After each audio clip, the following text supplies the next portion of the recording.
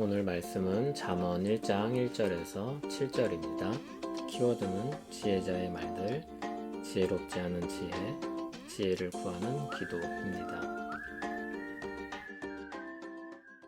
다윗의 아들 이스라엘 왕 솔로몬의 잠언이라. 이는 지혜와 훈계를 알게 하며 명철의 말씀을 깨닫게 하며 지혜롭게 공의롭게 정의롭게 정직하게 행할 일에 대하여 훈계를 받게 하며 어리석은 자를 슬기롭게 하며 젊은 자에게 지식과 근신함을 주기 위한 것이니, 지혜 있는 자는 듣고 학식이 더할 것이요 명철한 자는 지략을 얻을 것이라. 잠언과 비유와 지혜 있는 자의 말과 그 오묘한 말을 깨달으리라. 여호와를 경외하는 것이 지식의 근본이거늘 미련한 자는 지혜와 훈계를 멸시하느니라. 아멘. 5월과 6월에 읽게 될 성경은 잠언입니다. 잠언은 지혜의 책으로 알려져 있습니다. 우리 함께 잠언을 읽어가면서 하나님의 지혜가 우리 머리와 그리고 가슴에 새겨지길 소원합니다. 잠언은 지혜로운 말들의 모음집입니다. 하나님께서 솔로몬에게 지혜와 총명을 심히 많이 주시고 넓은 마음을 주셨습니다. 그리하여 그는 모든 사람보다 지혜로웠고 사방 모든 나라에 그의 소문이 퍼졌습니다. 그 지혜가 얼마나 넓고 깊은지 열왕기상은 이렇게 말씀하고 있습니다. 그가 잠언 3000가지를 말하였고 그의 노래는 1005편이며 그가 또 초목에 대하여 말하되 레바논의 백향목으로부터 담에 나는 우슬초까지 하고 그가 또 짐승과 새와 기어다니는 것과 물고기에 대하여 말한지라. 사람들이 솔로몬의 지혜를 들으러 왔으니 이는 그의 지혜의 소문을 들은 천하 모든 왕들이 보낸 자들이더라. 솔로몬은 구약의 세종대왕이라고 할 수 있습니다. 그런데 한 가지 독특한 특징이 있다면 지혜로운 자인 동시에 신자라는 것입니다. 그것이 어떤 차이를 빚어내는지 우리는 잠언을 읽으면서 알아가게 될 것입니다. 세상의 지혜와 신자의 지혜는 결이 좀 다릅니다. 같은 시간과 공간에 살고 있기 때문에 비슷한 부분들이 분명 있습니다. 그런데 분명한 차이를 나타내는 지점 또한 있습니다. 세상에서 지혜롭지 않아 보이는 것을 지혜라고 우리는 말을 합니다. 지혜롭지 않은 지혜인 것입니다. 가장 크고 분명한 차이는 아마 이것일 것입니다. 하나님을 경외하는 것입니다. 하나님을 경외롭게 하는 것이 지혜의 근본입니다. 잠언에서는 하나님을 경외하지 않는 것 또는 그의 말씀을 따르지 않는 것을 가리켜서 미련하고 어리석다고 평가합니다. 하나님을 경외하는 것이 왜 지혜의 근본일까요?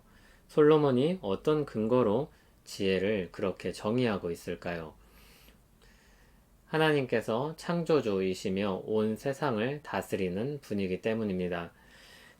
하나님께서 이 세상의 질서를 만드시고 주관하시는 분이라면 하나님을 따르고 경외하는 것이야말로 가장 지혜로운 것이라고 할 수 있습니다. 어떤 나라에 가면 그 나라의 법을 따르는 것이 지혜일 것입니다. 그 나라에 가서 법적으로 문제되는 행동을 하는 일은 어리석은 것일 것입니다. 이 세상이 하나님이 통치하는 나라라면 그분의 통치를 따르는 것이야말로 가장 지혜로운 일일 것입니다. 3절을 보면 잠언의 기록 목적을 가리켜서 지혜롭게 그리고 공의롭게 정의롭게 하기 위해서라고 말합니다. 공의와 정의는 어떤 기준과 질서를 전제하는 말입니다. 어떤 기준이나 질서에 부합할 때 정의롭다 이렇게 말할 수 있습니다. 잠언에서는 단지 자신에게 유익을 가져다 주는 것을 가리켜서 지혜롭다고 말하지 않습니다. 잠언은 하나님이 세우신 질서 안에서의 지혜를 말하고 있습니다. 우리 자신에게 어떤 유익을 줄지라도 그것이 하나님의 질서 밖에 있다면 어리석은 것입니다. 하나님께서 그분의 뜻과 질서를 따라서 보응하실 것이기 때문입니다. 그래서 잠언에서는 똑똑한 사람이 지혜롭다 말하지 않습니다. 많은 것을 알고 있는 사람이 지혜롭다 하지 않습니다. 오랜 경험을 쌓은 사람이 지혜롭다 하지 않습니다. 하나님을 경외하는 사람이 지혜롭다 말합니다. 하나님을 아는 사람이 지혜롭다 말합니다. 지혜를 얻기 위해 가장 먼저 갖춰야 할 것은 하나님을 경외하는 것입니다. 하나님을 알아가는 것입니다. 잠언은 하나님을 경외하는 것을 토대로 하나님 앞에서의 지혜를 가르치는 책이다. 이렇게 말할 수 있습니다. 신자로서 참된 지혜를 얻고자 한다면 우리는 먼저 하나님을 경외해야 합니다.